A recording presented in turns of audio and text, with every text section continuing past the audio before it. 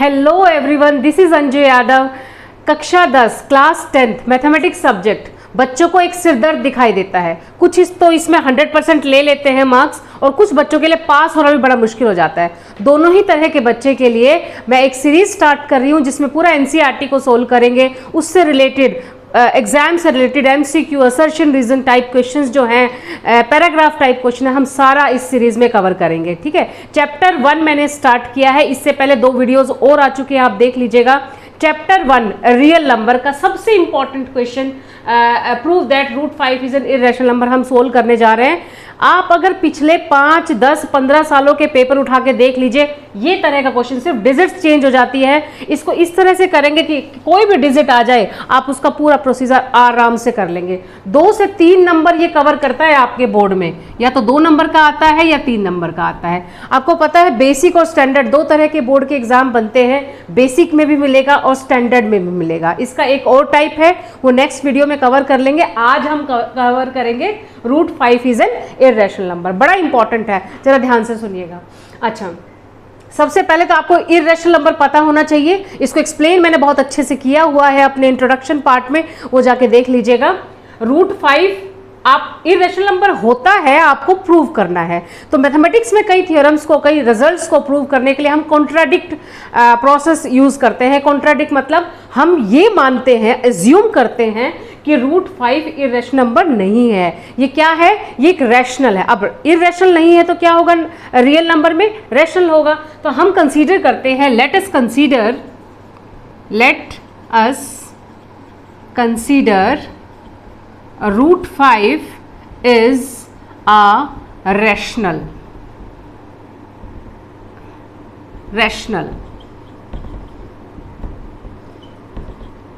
Number. आपको prove तो ये करना है रूट 5 इज इरेशनल नंबर। हमने अपना कंसिडरेशन किया, अज्यूम किया, लेट अस कंसीडर और let us assume that root 5 irrational नहीं है। क्या है फिर? रैशनल है। ये हमने माना। ठीक है। अच्छा, अगर ये रैशनल है तो इसको कैसे लिखे? तो इसको हम लिख सकते हैं root 5 is equal to P upon Q। आपको पता है रैशनल नंबर कैसे लिखते हैं? Where P and Q are integers and Q is not equal to 0। ठीक है, आप रैशनल है तो इसको ऐसे ही लिखा जा सकता है। अच्छा, एक और फॉर्म में, फॉर एग्जांपल ध्यान दीजिएगा, अगर मेरे पास एक रैशनल नंबर है 2/4, ठीक है, तो मैं क्या इसको 1/2 लिख सकती हूँ ना? काट के हम कट करके सिंपलेस्ट फॉर्म में लिखते हैं 1/2, और 1/2 को फर्दर हम और ज़्यादा इसमें कटिंग नहीं कर सकते। क्यों नहीं कर सकते? क्योंकि 1 और 2 का ये जो दोनों नंबर्स हैं ये को प्राइम नंबर्स हैं, मतलब इनके बीच में कोई भी कॉमन फैक्टर नहीं है। तो ठीक है, तो मुझे नहीं पता P अपॉन Q इस फॉर्म में है, 2/4 में है या 1/2 में है। मुझे नहीं पता ये 6/4 में है, या इसको कटिंग करके लिखो 3/2 में है। तो मुझे ये मानना पड़ेगा कि फॉर एग्जाम्पल ये किसी भी फॉर्म में है, लेकिन मेरे को इस फॉर्म में लेकर आना है सच दैट इसके जो नंबर हैं A और B की फॉर्म में लिख लीजिए, इसके दोनों नंबर का कॉमन फैक्टर 1 है।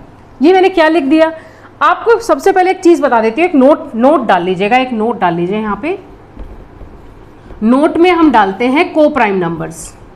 को प्राइम नंबर कौन से होते हैं?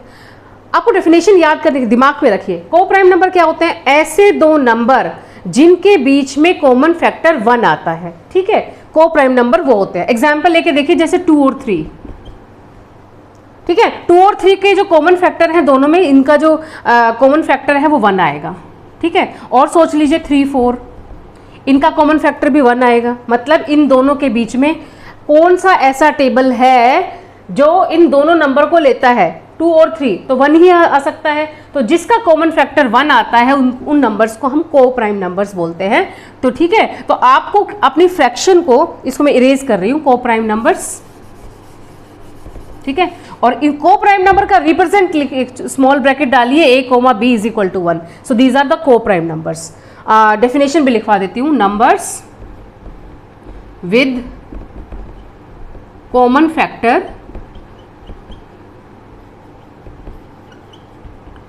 1 are called co prime number.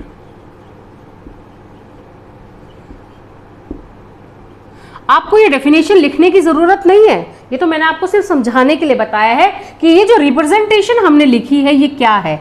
इस लिखने का तरीके का मतलब है ए और बी को हमने लिखा, ये कोई भी दो नंबर्स हैं और इनके बीच में कोई भी कॉमन फैक्टर नहीं है, जो है वो क्या है 1 है, क्योंकि इसी रिजल्ट से आगे का हम पूरा अपना रिजल्ट इस रिजल्ट को प्रूव करेंगे। ठीक है, तो आपने क्या लिखा, √5 जो है वो किस फॉर्म में है, a/b such that a and b are co prime. बहुत इंपॉर्टेंट है इसको लिखना, इसको लिखने की जरूरत नहीं है, ये आपके अंडरस्टैंडिंग के लिए है। इतना आपको समझ में आ गया। ठीक है, अब प्रोसेस सिंपल है। आप क्या करिएगा, आप इसको इधर लेकर जाओ। आपको पता है जब डिवीजन में कोई नंबर होता है और उसको आप लेफ्ट में लेके जाते हो तो मल्टीप्लाई हो जाता है। तो this can be written as b√5 is equal to है, थोड़ा सिंपलर वे में लिखने की कोशिश करते हैं इसको, a is equal to √5b। Generalize way में हम क्या करते हैं, हम वेरिएबल को, जो हम कोई वेरिएबल दिखा रहा है उसको हम पीछे लिखते हैं, कांस्टेंट को आगे लिखते हैं। अब क्या कर सकते हैं, अब हम स्केयरिंग कर देंगे, squaring on both the sides. मुझे इस √5 को इसका रूट हटाना है तो मैंने स्केयरिंग कर दिया, स्केयरिंग ऑन बोथ साइड्स। अच्छा, a का स्केयर करेंगे तो बनेगा a², that is equal to √5 का स्केयर करके देख लीजिए, √5 इंटू √5। ठीक है, रूट क्या हो जाएगा, base are same, power will be added. Root का मतलब होता है पावर 1/2, तो 1/2 प्लस 1/2, आधे में आधा जोड़ो तो बन गया 1। तो इसका मतलब क्या है, किसी भी स्क्वायर रूट को उसको उसी स्क्वायर रूट से मल्टीप्लाई किया जाए तो वो सेम नंबर बन जाता है। तो √5 का स्क्वायर विल बी 5b²। इतनी बात आपको समझ में आ गई, इसको नोट कर लीजिएगा, इसको इरेज कर रहे हैं हम। a² is equal to 5b², मेरे पास एक रिजल्ट आ गया। अब एक थ्योरम है आपकी एनसीईआरटी में, थ्योरम 1.2, और वो थ्योरम क्या बोलती है, थ्योरम ये कहती है कि अगर, देखो इसका मतलब क्या है, a² is equal to 5b²। इसका मतलब मैं पहले बता देती हूँ फिर समझाती हूँ। इसका मतलब है 5 डिवाइड्स a²। ठीक है, बताती हूँ कैसे। देखो, अगर कोई नंबर लिखा आपने, फॉर एग्जाम्पल मैंने लिखा 6 इज इक्वल टू 2 इंटू 3। ठीक है, तो क्या मैं लिख सकती हूँ 2 डिवाइड्स 6 लिख सकती हूँ ना, 2 डिवाइड्स 6 लिख सकती हूँ नहीं। इसी तरह से a² is equal to 5b² मैंने लिखा, तो क्या मैं लिख सकती हूँ 5 डिवाइड्स a², इन दो a² 5 इंटू b² होता है तो 5 इससे डिवाइड करेगा, 5 डिवाइड्स a²। अब थ्योरम ये कहती है अगर कोई नंबर किसी नंबर के स्क्वायर से डिवाइड करता है तो उस नंबर को भी डिवाइड करेगा। मतलब अगर 5 a² को डिवाइड करता है तो 5 डिवाइड्स a ऑल्सो। ठीक है, 5 डिवाइड्स a ऑल्सो। जैसे फॉर एग्जाम्पल आप सोच लीजिए 4² सोच लीजिए, अगर 2 जो है 4 के स्क्वायर को डिवाइड करता है, 2 डिवाइड्स 4² देन 2 डिवाइड्स 4 ऑल्सो करता है। देखो 2² देखो 2 जो है वो 16, 4² क्या होगा 16, 2 के टेबल में 16 आता है तो 2 के टेबल में 4 भी आता है। तो ये इसी तरह से अगर 5 इसके a² को डिवाइड करता है तो 5 इसके a को भी डिवाइड करेगा। ये थ्योरम है, थ्योरम 1.2 मेंशन है, बाकी वही है जो स्टेटमेंट में हमने लिखा है। तो 5 डिवाइड्स a, इतना एक पोर्शन आपका इसका फिनिश हो गया। ठीक है, आप इसको नोट कर लीजिएगा पूरा। ठीक है, क्योंकि मैं ऊपर से इरेज करने जा रही हूँ, आप इसको प्लीज नोट कर लीजिए। मैं एक बार साइड में हो जाती हूँ, स्क्रीनशॉट लेना है तो वो ले लीजिए। ठीक है, नोट कर लिया होगा आपने। आगे बढ़ते हैं। अब आगे बढ़े तो इसको इरेज कर देती हूँ, इसको ध्यान रखिएगा, ये इक्वेशन को ऊपर वाला हम इरेज कर देते हैं।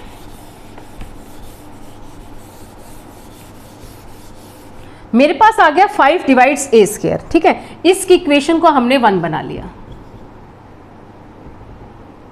a² is equal to 5b², इसको यूज करेंगे आगे।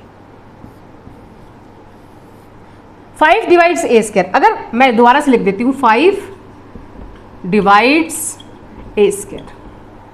ठीक है, 5 a² को डिवाइड करता है, 5 डिवाइड्स a, तो can I write a is equal to 5c।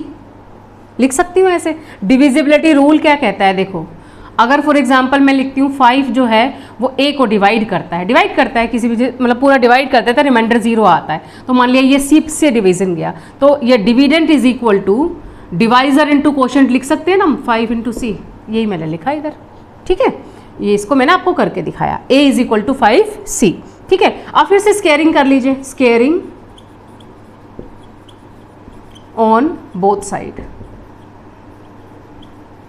अब स्केयरिंग करिए, ए स्केयर इज इक्वल टू 5 का स्केयर कितना बना, 5 को 5 से मल्टीप्लाई करो 25 c square, a square is equal to 25 c square, ठीक है। इसको भी मैं इरेज कर देती हूँ पूरे को यहाँ से, ताकि आपको कंफ्यूजन ना हो। अब ध्यान दो, फ्रॉम इक्वेशन 1, फ्रॉम इक्वेशन 1 हम इसमें यूज करेंगे। 1 क्या बोलती है कि ए स्केयर जो है वो 5b स्केयर है, तो मैं यहां से उठा के इसकी वैल्यू यहां डाल रही हूं, मतलब ए स्केयर की जगह मैं रिप्लेस कर रही हूं 5b स्केयर। लिखिए यहाँ पे 5b square is equal to 25c square, ठीक है।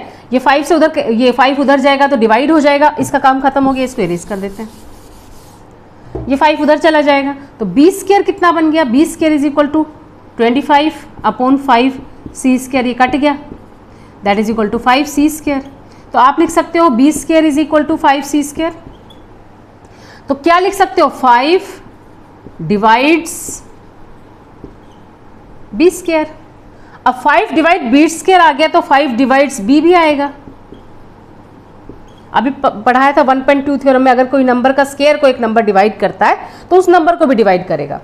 थोड़ी देर पहले हमने ये रिजल्ट दिखाया था, आप अपनी नोटबुक में चेक कर लीजिएगा। हमने लिखा था 5 डिवाइड्स ए, अब हम लिख रहे हैं, यह लिखा हुआ है 5 डिवाइड्स बी। 5 ए को भी डिवाइड कर रहा है, 5 बी को भी डिवाइड कर रहा है, तो 5 इज the common factor between A and B. So can I write A B is equal to 5। ये क्या बताता है, कॉमन फैक्टर बताता है, ये A B is equal to 5 लिख सकते हैं, हाँ लिख सकते हैं। लेकिन बट हमने तो माना था A B is equal to 1। आप अपनी कॉपी में पीछे देखिए, पीछे वीडियो में जाके देखिए, हमने A B is equal to 1 माना था कि ए और बी के बीच में कोई कॉमन फैक्टर नहीं है अदर देन 1, ठीक है। लेकिन यहां हमने किया, ये तो 5 आ गया। हमने माना था √5 एक रैशनल नंबर है, ये मान के हमने पूरी थ्योरी सोल्व की। लेकिन हमने जो माना था उससे हमारा रिजल्ट गलत आ गया। कैसे, जो हमने माना था उससे हमारा A B is equal to 5 आया, कॉमन फैक्टर 5 आया, लेकिन कॉमन फैक्टर तो हम ही ने खुद ने 1 लिया था, काट के लिया था, तो ये कॉन्ट्राडिक्शन आ गई। मतलब हमने जो एज्यूम किया था वो गलत है और जो आपका रिजल्ट है वही सही है, ठीक है। तो लैंग्वेज कैसे लिखेंगे, कैसे लिखेंगे इसको, A B is equal to 5 but A B is equal to 1, so our assumption